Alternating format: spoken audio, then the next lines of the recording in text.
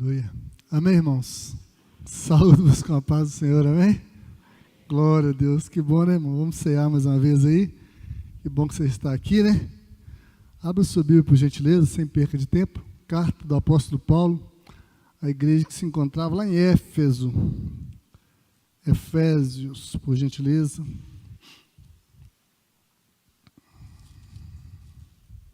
Capítulo de número 2. Compartilhar com os irmãos algo que Deus colocou no meu coração aí, para que nós sejamos edificados nessa noite maravilhosa. Efésios, capítulo 2, vou ler do versículo 13 ao 16, para dar um entendimento melhor para você aí, e a gente já vai, beleza? Quem encontrou, diga amém. Quem não encontrou, diga misericórdia. Eu vi uns misericórdia meio assim, entre línguas aí, como diz o pessoal, né? Mas tudo bem, né? Encontra aí, nós vamos te esperar. É a carta do apóstolo Paulo aí, muito interessante. Efésios, capítulo 2, vamos ler do 13 ao 16. Diz assim: mas agora, em Cristo Jesus, vós que antes estáveis longe, fostes aproximados pelo sangue de Cristo. Porque Ele é a nossa paz, o qual de ambos fez um, e tendo derribado a parede da separação que estava no meio, a inimizade, aboliu na sua carne a lei dos mandamentos na forma de ordenanças, para que dos dois criasse em si mesmo um novo homem, fazendo a paz, e reconciliasse ambos em um só corpo, com Deus, por intermédio da cruz, destruindo por ela a inimizade. Amém? Pode se assentar em nome de Jesus.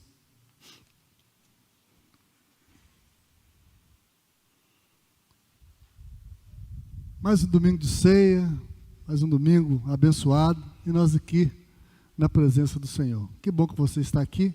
Espero em Deus que Ele possa falar ao seu coração, como tem falado ao meu, dentro dessa carta do apóstolo Paulo. Quando abrimos a nossa Bíblia, a carta do apóstolo Paulo, uma breve introdução para que você se situalize aí, né? Ou situe-se, como você queira. Paulo é aquele homem que, eu gosto de dizer aqui, dispensa comentários. Um homem que outrora era perseguidor da igreja, você vai ler isso no livro de Atos, capítulo 9, que ele outrora perseguia a igreja, era um perseguidor ferrenho da igreja, a ponto de concordar, de tomar até para si, né, a morte de alguns cristãos. E ele pega a carta com os governadores da época para perseguir ainda mais a igreja. E vai naquele intento, eu vou arrebentar com os cristãos. De repente a Bíblia diz que uma forte luz resplandece, ele cai da sua montaria, alguns vão dizer que é cavalo, outros jumento, não importa que ele caiu da montaria, fica cego. E naquele íntere ali, ele conversa com o próprio Jesus. E eu gosto dessa palavra que Jesus dá a ele, Paulo: duro é para ti recalcitrar contra os aguilhões. O que é isso? Traduzindo para os dias de hoje, mais ou menos, duro é para ti ficar dando murro em ponta de faca. E ele ficando cego, a Bíblia diz que Ananias recebe uma visão, vai lá na casa tal lá, tem um servo de meu lá que eu preciso que você volte a ver. Ananias, obediente, vai lá e impõe as mãos sobre Paulo, Paulo torna a ver. A partir daí, a vida daquele homem mudou. E olha que mudou para melhor. Ele torna-se, vamos dizer assim, o grande apóstolo do Novo Testamento, a ponto de escrever grande parte do Novo Testamento. Ele escreve Romanos, Coríntios, Gálatas, Efésios, Filipenses, Colossenses, 1º e 2º Tessalonicenses, Tito, Timóteo e Filemão. Alguns ainda dá a ele como autor a carta aos Hebreus. Que homem fantástico, que homem realmente usado por Deus. Mas assim como Paulo foi usado por Deus, eu e você também podemos ser usados por Deus, amém? Quem quer ser usado por Deus, diga glória a Deus aí. Amém? Porque o tema da mensagem é essa hoje, unidos pelo sangue. Fala com o seu irmão bem com carinho, fala unidos pelo sangue. Amém, queridos? pelo sangue que você foi unido, pelo sangue que você foi chamado de uma maçã de pecado, de uma vida talvez devassa, de uma vida talvez perversa, mas Deus te escolheu. João vai dizer: não fostes vós que escolhestes a mim, mas fui eu que escolhi a vós, para que vades, deis fruto, e o vosso fruto permaneça. Que coisa maravilhosa, irmão. Talvez a gente ache, né? Eu escolhi servir o Senhor. Não, irmão, foi Deus que te escolheu, e porque Deus te escolheu, Ele merece um glória a Deus, Ele merece um aleluia. Ele te escolheu, meu irmão, então faça valer isso. Eu peguei 3 pontos para nós conversarmos com os irmãos aqui. Mais uma coisinha da carta aos Efésios, é que o tema central dela é Cristo e a igreja. Então o tema da carta aos Efésios é Cristo e a igreja. Ela foi escrito aproximadamente 62 anos depois de Cristo. Então, entrando na palavra, primeiro ponto que eu peguei para discutir com os irmãos: o preço da salvação já foi pago. Vou repetir para você dar uma glória melhor. O preço da salvação já foi pago. Amém? Não, para a salvação, Jesus Cristo já consumou o fato. Não precisa de pagar preço mais para ser salvo. Você tem que entender isso. E foi preço de sangue vertido na cruz do Calvário. Foi via dolorosa. Você tem que entender isso, meu irmão. Tanto é que em João capítulo 19, versículo 30, vai dizer o quê? Aquela frase que todos gostamos. Jesus disse: tetelestai, do grego, quer dizer, está consumado, Pai. A obra que era para eu fazer, eu fiz, eu levei a cabo, eu fui até o final. Então, irmão, para a salvação não tem preço mais a ser pago. Mas eu e você temos que andar dia após dia em unidade. Porque nós não fomos unidos por denominações, nós não fomos unidos por pessoas, nós fomos unidos pelo sangue de Jesus Cristo vertido na cruz do Calvário. Então não deixe, irmão, qualquer coisinha te deixar fora da unidade. Não deixe picuinhas, coisinhas que acontecem conosco no dia a dia, entreveros, descontentamentos, e coisinhas de só menos importância, a gente vai emburra e acha que a gente é o dono da verdade. Irmão, me ajuda aí, por favor. Entenda que o preço da salvação já foi pago. Você não precisa fazer nada no que diz respeito à salvação, porque existe um processo. Estudiosos vão dizer, no que diz a respeito da salvação, eu e você já fomos salvos. No que diz respeito à santificação, eu e você estamos sendo salvos. No que diz respeito à glorificação, nós seremos salvos. Então é o processo. Mas salvação não tem mais preço a ser pago. Você tem que entender isso. É o sangue de Jesus Cristo que foi vertido na cruz do Calvário. E olha que foi um preço que não tem como mensurar. Moeda nenhuma paga. Pedro vai escrever isso. Não foi com prata ou ouro, coisas corruptíveis. Mas foi o sangue de Jesus Cristo vertido na cruz do Calvário. 1 de João, capítulo 1, versículo 7, vai nos dizer. Coloca para mim, por favor. Olha o que diz. 1 de João 1, 7.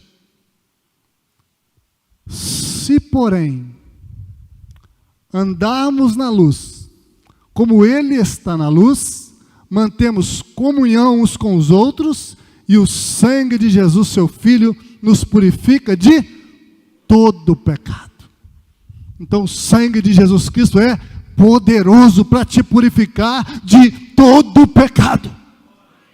Não tem pecadinho, não tem pecadão, mesmo porque no quesito pecado, todos os pecados são pecados.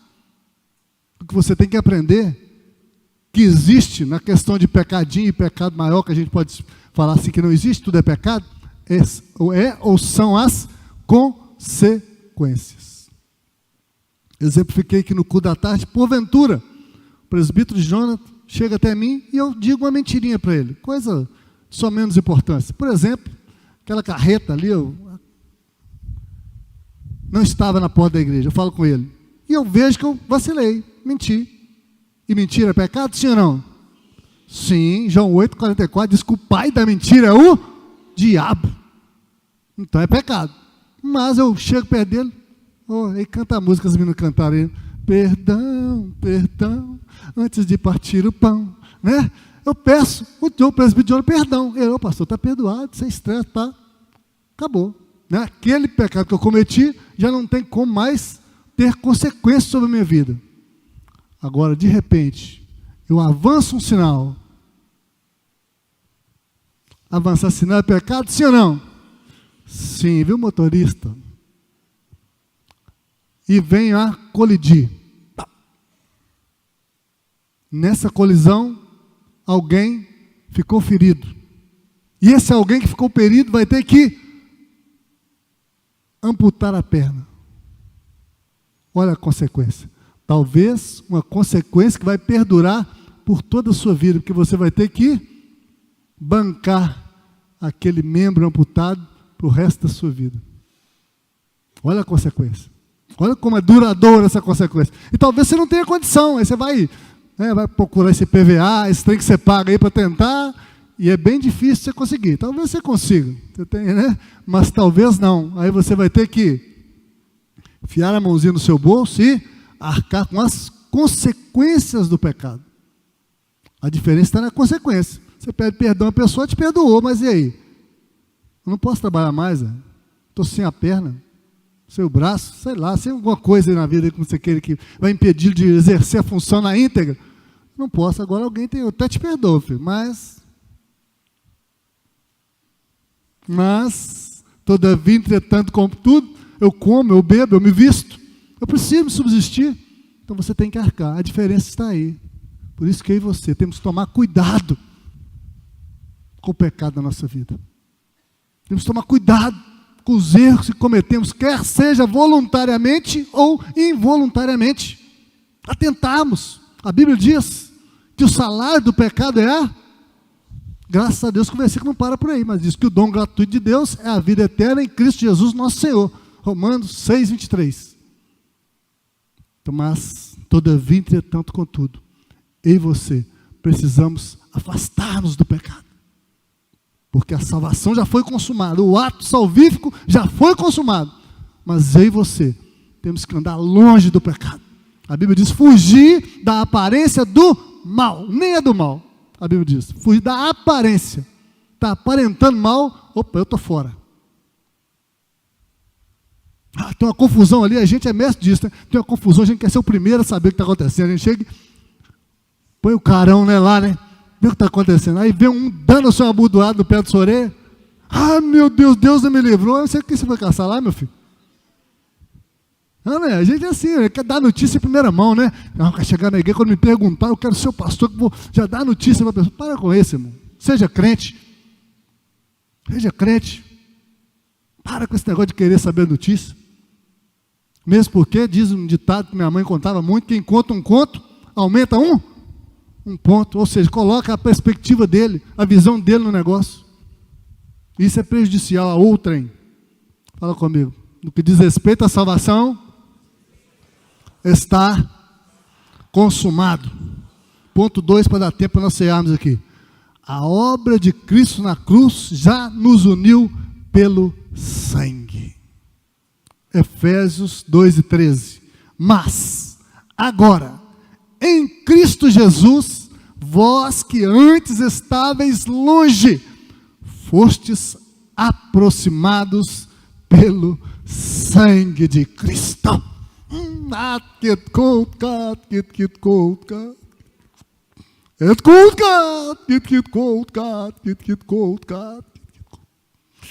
Irmão, você já imaginou o quão distante eu e você estávamos? O quão longe estávamos do Senhor? Eu não sei a sua vida, eu sei a minha. Não nasci num lar evangélico, não participava das coisas, vamos dizer assim, da cristandade, se eu posso chamar assim. Mas Deus, no seu infinito amor, a sua infinita misericórdia, sua bondade longânima por demais. Presbítero, esse menino vai dar alguma coisinha, eu vou arrancar ele de um charco de lodo, de um lamaçal de pecado, e vou firmar os pés sobre a rocha, para que ele seja alguém, para que você seja alguém. Então você tem que entender que não foi por coisas banais que você foi chamado à união, à unidade de Cristo. Não, foi pelo sangue de Jesus Cristo. E o sangue de Jesus Cristo é poderoso. O apóstolo Paulo, quando ele escreve à igreja de Corinto, ele dá uma dica. Põe para mim, 1 Coríntios 10, 33. Olha o que diz. Olha. Assim também, Paulo dizendo, assim também, ou melhor, assim como também eu procuro em tudo ser agradável a todos, não buscando o meu próprio interesse, mas o de muitos, para que sejam salvos. Isso é despojar do seu eu. Isso é deixar, por um momento, os seus quereres de lado e pensar no outro. Às vezes, temos nos ensoberbecido e achado que nós somos a última bolacha, ou o último biscoito do pacote, como diz por aí. Não, tudo é para mim, tudo é em prol a mim, tudo é... Não, irmão, para com isso. Nós temos que pensar como unidade. Somos diversos, somos diferentes, somos sim, um é preto, outro é branco, outro é amarelo, outro é cabeludo, outro é careca, outro não tem cabelo, outro tem óculos, mas todos em Cristo Jesus fomos, trazidos para perto, aproximados pelo sangue, para dar glória ao nome do Senhor, para glorificar o único que merece toda a honra, toda a glória e todo o louvor. Efésios 2, 17 ao 22, tem um texto também que eu quero ler com os irmãos. Põe para mim, por favor. 2 de Efésios, 17 ao 22, diz assim, ó. E vindo, evangelizou a paz a vós outros que estáveis longe, e paz também ao que estavam perto. Olha que maravilha. Aleluia. Porque por ele, ambos temos acesso ao Pai em um Espírito. Assim, já não sois estrangeiros e peregrinos, mas concidadãos dos santos, e sois da família de Deus, edificados sobre o fundamento dos apóstolos e profetas, sendo ele mesmo, Cristo Jesus, a pedra angular, no qual todo edifício, bem ajustado, cresce para o santuário dedicado ao Senhor, no qual também vós juntamente estáis sendo edificados para a habitação de Deus no Espírito.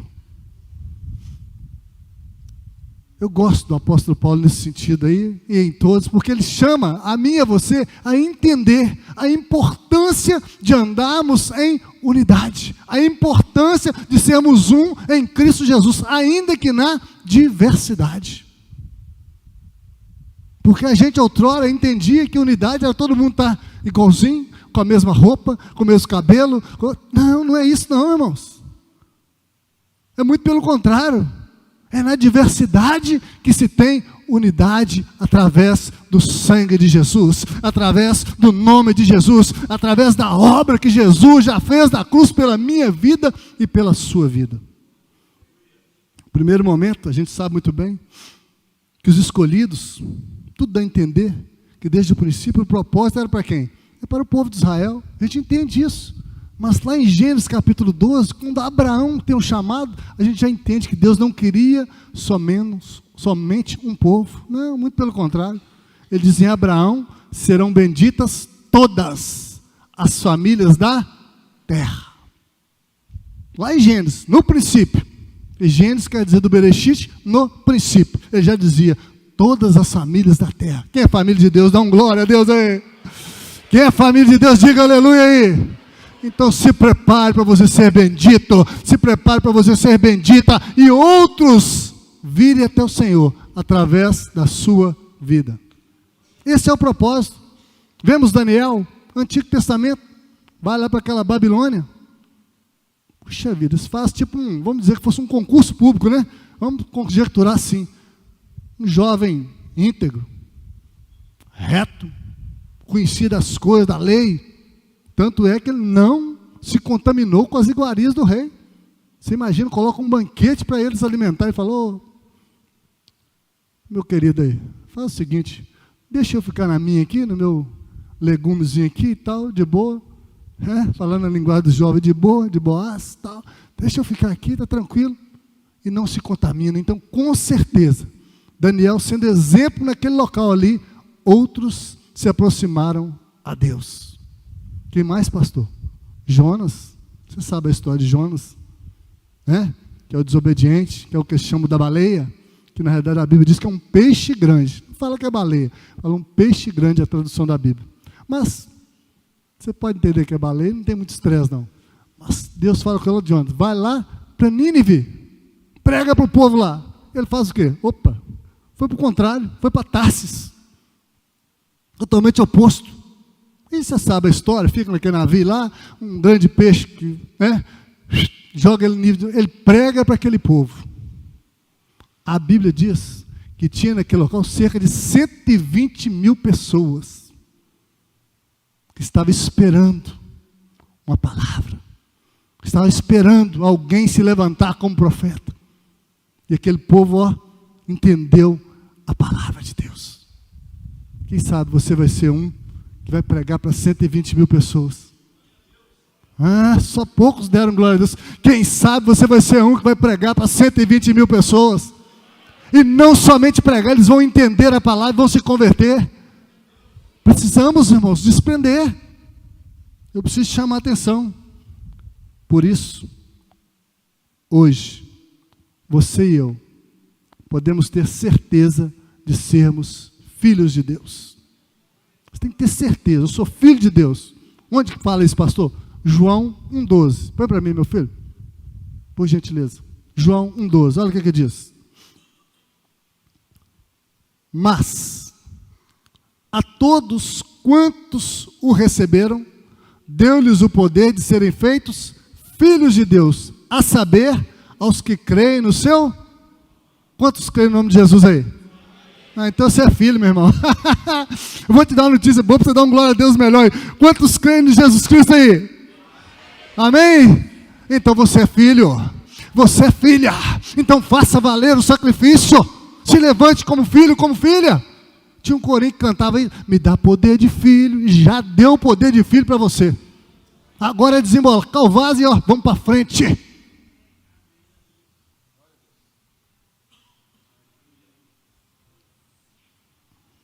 Tem um detalhe, a Bíblia diz que o pai, às vezes, é claro, corrige ao filho que ele... Quem que é amado de Deus aqui? Nem todos dão glória a Deus, não. Eu vou repetir. Quem é amado de Deus aqui? Então se prepara, porque às vezes ele vai te corrigir. Se prepara, porque às vezes vai chamar a sua atenção. E a gente não gosta de ser corrigido. Não é assim? Qualquer correçãozinha a gente já emburra, né? Bicão de 3 metros.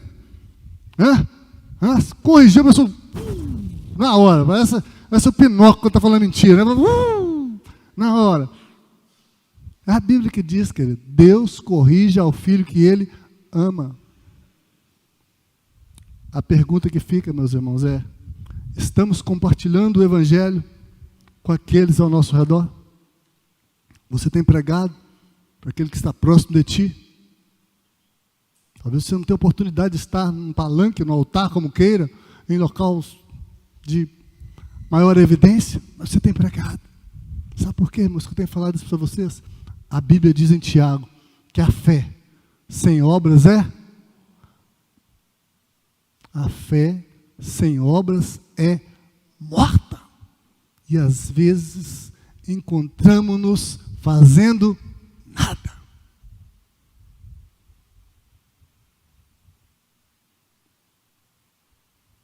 Você já imaginou? Se a sua perninha não te ajudasse a deambular, caminhar, andar, seu bracinho ficasse paradinho, ó, ia até pesar, ia dar até problema no músculo. Já imaginou? Precisamos fazer algo. Precisamos. A fé sem obras é morta, é uma expressão bíblica que aparece em Tiago 2,17. Ela significa que a fé só é verdadeira quando se manifesta em atitudes e comportamentos, e não apenas em pensamentos ou palavras. Muita gente falando aí que está fazendo, está acontecendo, irmão. Fala até papagaio e fala, meu filho. Não adianta só falar, tem que fazer. O que nós temos feito? Como temos pregado? Não precisa muito, irmãos. Uma das formas de pregar, a gente sabe muito bem disso, alguém vai dizer que um testemunho vale mais do que 1000 palavras, não é isso? É dar testemunho, lá no seu local de trabalho, lá na sua escola, seja crente lá, meu irmão. Só isso basta. Às vezes não precisa ficar falando muito, não. É a pessoa te vendo, olha aquele homem lá, Eliseu, né? Eliseu mesmo, está passando o homem lá, Eliseu está passando, a mulher fala com o marido, ó, vejo que está passando ali um santo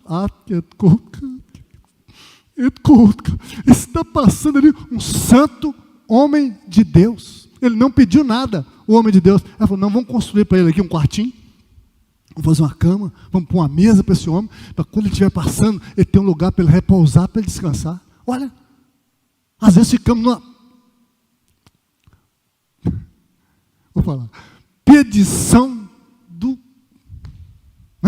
pede isso, pede aqui. Não, irmão, se você for servo, se você for homem de Deus, mulher de Deus, porque filho você já é, né? Então, meu filho, ó, dê testemunho e as coisas acontecerão na sua vida.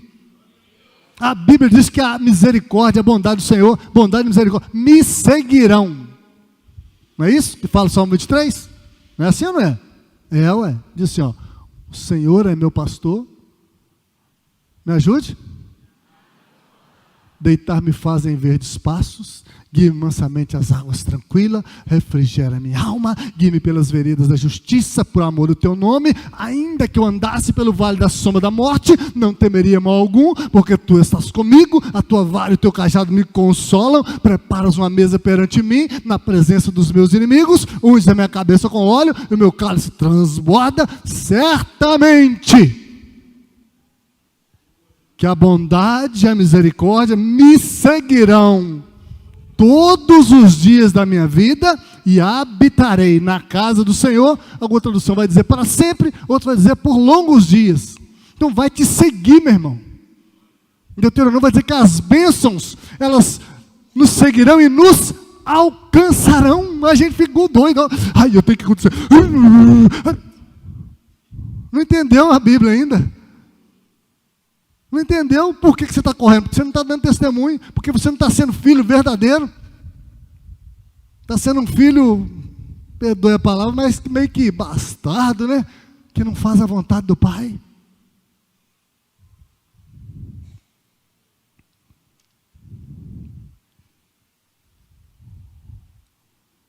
Não é fácil não, né, irmãos? Unidos pelo sangue. Terceiro ponto para me encerrar com os irmãos. O que cabe a nós então, pastor, dentro dessa palavra? O que cabe a nós é o arrependimento. Precisamos voltar a nos arrepender, irmãos. Sabe, arrepender do que temos feito, como temos agido, como temos errado. Hoje em dia, você abre esse YouTube aí, você só vê mau testemunho. Claro que não só isso, eu estou aqui, superlativando. Mas tantos maus testemunhos, tantas coisas ruins no nosso meio. E é óbvio que as coisas boas ninguém publica, isso é fato, a gente sabe disso. Mas não tinha que ter essas coisas não, irmãos. Tem faltado arrependimento no nosso meio. E hoje é um dia propício para isso. Ceia do Senhor, dia de você se arrepender, largar esse pecado de lado, entender que você é filho de Deus, entender que Jesus te amou, entender que você já foi resgatado, já foi tirado. Olha o que diz em Provérbios 28:13. Olha o que diz. O que encobre as suas transgressões, jamais, sabe o que é jamais? É nunca, é never, prosperará. mas o que as confessa e deixa, alcança misericórdia. Olha o detalhe. Mas, o presbítero João deu uma aula aqui, né? Conjunção adversativa. O que as confessa e deixa. Tem que deixar de lado o pecado. Não adianta você, eu pequei nisso, pastor, na outra semana, nisso de novo, na outra semana, a mesma coisa, não, irmão, tem que largar isso para lá, viver em santidade. A Bíblia diz: seguir a paz com todos e a santificação, sem a qual ninguém verá o Senhor.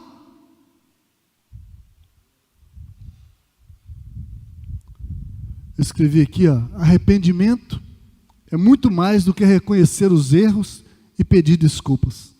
O arrependimento é uma mudança de mente e coração. Inclui afastar-se do pecado e voltar-se para Deus, para obter o perdão. Aí você lê Paulo escrevendo aos Romanos, capítulo 12.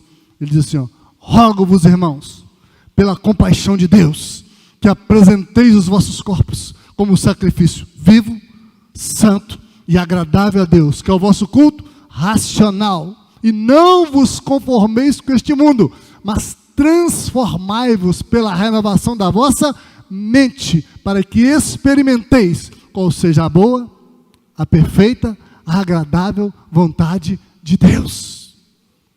O que é um rogo? É um pedido com ênfase. Paulo está rogando àquela igreja de Roma para apresentar o seu corpo como sacrifício vivo, porque hoje não tem mais que levar cordeiro, carneiro, papagaio, pomba. Não tem mais não, meu filho. É você que é o templo do Espírito Santo, aleluia. É você que é filho do Deus vivo, aleluia. Mas você tem que entender e mudar a mente. Quem pecava agora já não peca mais. Não, eu fui chamado para viver em santidade. E uma das traduções para a santidade é o quê? Separação. Separado, simples assim. Não, eu escolhi viver assim, irmãos. Eu escolhi a santidade para a minha vida. Eu escolhi ser diferente mesmo. Vai te chamar o seu diferentão, vai chamar de crentão, vai chamar você de Bíblia, vai chamar o pior apelido que eles colocaram aí.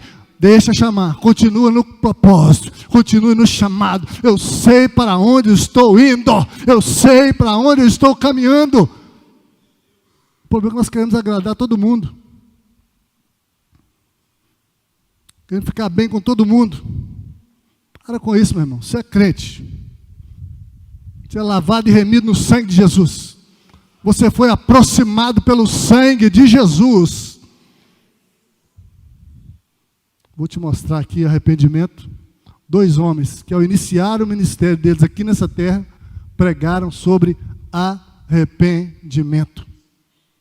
O primeiro deles, João Batista, o precursor, assim chamado. E olha que João Batista, o Batista não é o sobrenome João, é João o Batista, porque ele batizava. Olha o que João fala lá em Mateus 3, versículos 1 e 2. Naqueles dias apareceu João Batista pregando no deserto da Judéia e dizia: arrependei-vos, porque está próximo o reino dos céus. Onde esse homem pregava? No deserto da Judéia. Lá não tinha arzinho condicionado, não tinha ventiladorzinho. No deserto. Ainda assim, a pregação principal dele, o inicial, foi arrependimento. Estamos, irmão, querendo um evangelho muito light. Venha do jeito que está e permaneça. Nananina não. Vindo do jeito que está, você pode vir, mas você tem que mudar. Tem que haver mudança. Em Jesus Cristo há mudança radical. Tem que haver mudança. Do mesmo jeito, vamos continuar pecando, irmãos? Continuar na vida devassa? Não precisa estar na igreja? Segundo que pregou sobre arrependimento aí, o próprio Jesus. Mateus capítulo 4, versículo 17, até colocou ali lá. Daí por diante, passou Jesus a pregar e a dizer: arrependei-vos, porque está próximo o reino dos céus. Se naquela época, 2000 e tantos anos atrás, estava próximo, imaginemos-nos agora, quanto mais próximo está. Já parou para pensar nisso? Quanto mais próximo está. Então eu e você precisamos nos esmerar, precisamos nos aprofundar em conhecer a palavra de Deus, mas sabedores que o preço da salvação já foi pago na cruz do Calvário. Sabedores que necessário se faz estarmos em unidade dia após dia, porque a obra de Cristo, ela precisa que nós estejamos unidos. O próprio Jesus orou para que nós andássemos em união. Tem um salmo que é lindo, né? O Salmo 133, vai dizer assim, ó quão bom e quão suave é que os irmãos vivam em união. É como óleo precioso que desce sobre a cabeça, desce sobre a barba de Arão, desce a orla das suas vestes. É como o orvalho do Hermon que desce sobre o monte Sião, porque ali o Senhor ordena a bênção e a vida para sempre. Então precisamos viver em unidade, precisamos estar unidos numa só fé, entendendo que foi pelo sangue de Jesus que nós somos unidos. Para me encerrar, não tardar com os irmãos que temos ceia, quero concluir dizendo o seguinte: que a mudança verdadeira só é possível por meio de Jesus Cristo e do seu sacrifício, pois Ele é o único mediador entre Deus e os homens. Podem te apresentar quem quiser, por mais catedrático que for essa pessoa, você tem que entender, o único mediador se chama Jesus Cristo. 1 de Timóteo, capítulo 2, e versículo 5, vai nos relatar isso, olha. 1 de Timóteo 2,5, por favor. Não sou eu que estou falando, é a Bíblia que está falando. Porquanto há um só Deus e um só mediador entre Deus e os homens, Cristo Jesus, homem. Vamos nos arrepender hoje. Vamos aproveitar a oportunidade. Nós temos falado muito em unidade aqui na igreja, porque esse é o tema do ano. Eu peguei uma curiosidade aqui para falar com os irmãos, nesse quesito de sangue correr em nossas veias. Não sei se todos sabem, se alguém souber, tudo bem também, não tem problema. A córnea é a única parte do corpo humano que não recebe sangue diretamente. A córnea é uma membrana transparente que fica nos olhos e ajuda a dar foco na visão. A córnea é um tecido avascular, ou seja, não é vascularizado. Ou seja, não tem vasos sanguíneos. Por isso, a sua manutenção é feita por líquido dos olhos, como a lágrima e o humor aquoso. Olha para você ver. Único, ou a única, né? A córnea. Olha aí que coisa interessante. Que o sangue não chega lá. No mais do seu corpite aí, em todo local, tem o sangue de Jesus. Podemos testificar, conjecturar assim, né? Tem o sangue. Experimente dar uma cortadinha no dedinho, né? Na pontinha da orelha. Tem local que sai mais sangue ainda, que é mais vascularizado, não é isso? Sai mais sangue ainda. Mas a córnea não tem. Somente. Dentro de tantos. Quantos que é, Kenneth? Quem até falou quantos órgãos nós temos? Você falou? Não foi você que falou, não, né? É algo demais, né, irmão? É muita coisa. Mas dentre tantos que tem, só a córnea, que o sangue não chega até lá.